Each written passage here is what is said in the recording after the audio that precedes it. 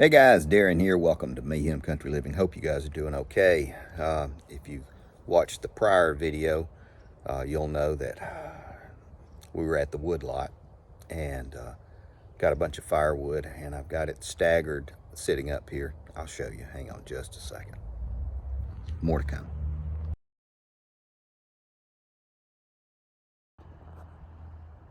Okay guys, now we're back.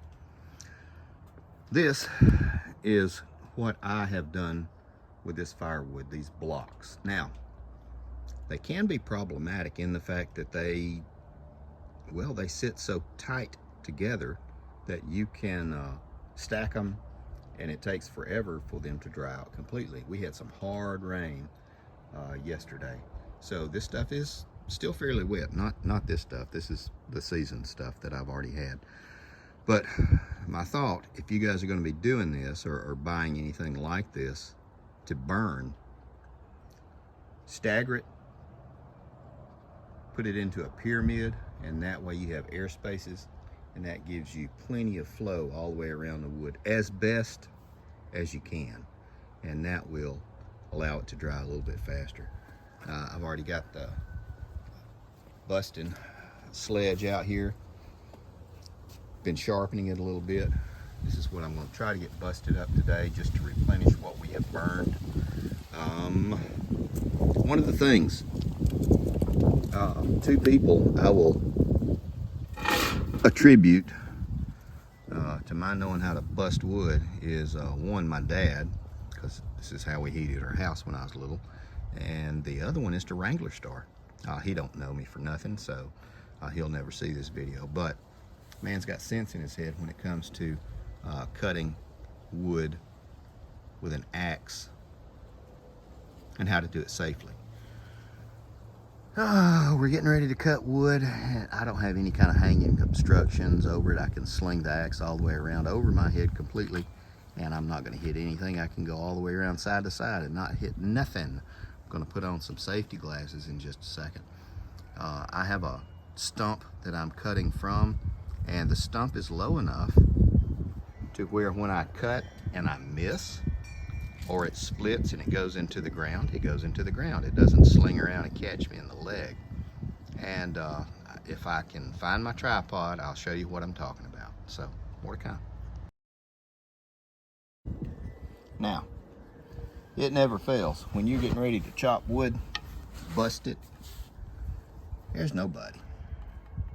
My wife has actually offered to come out and help me, but our grandson is sick, and so she's tending to him. But if you want to cut wood and it feels like you got somebody to help you, then make sure that you got something sharp to cut with. There we go, it finally came into focus. And this is an 8-pound sledge.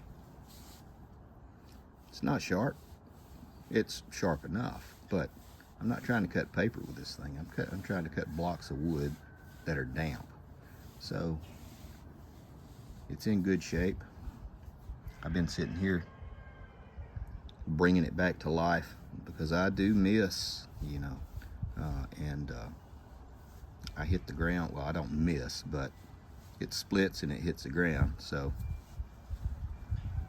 this thing is probably, I don't know, 30, 40 years old. It's young enough to where it says wear safety glasses on it, but I didn't buy it brand new. So we're about to get set up and bust a little bit of wood. This is what we're cutting, and it's low enough when I cut and it splits, I'm close enough, it's going to go in the ground, and it's not going to go in my leg.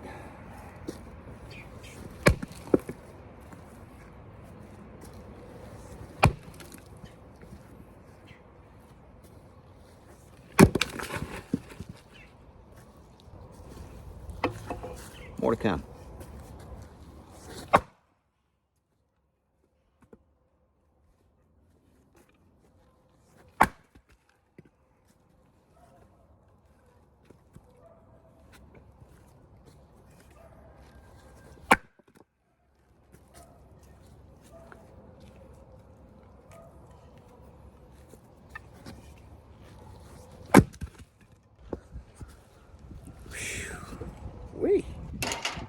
That was a workout.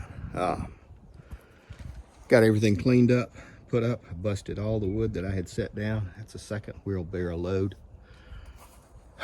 First wheelbarrow load's already in the house. Cleaned out the fireplaces and laid fires for when we need to start them. There we go.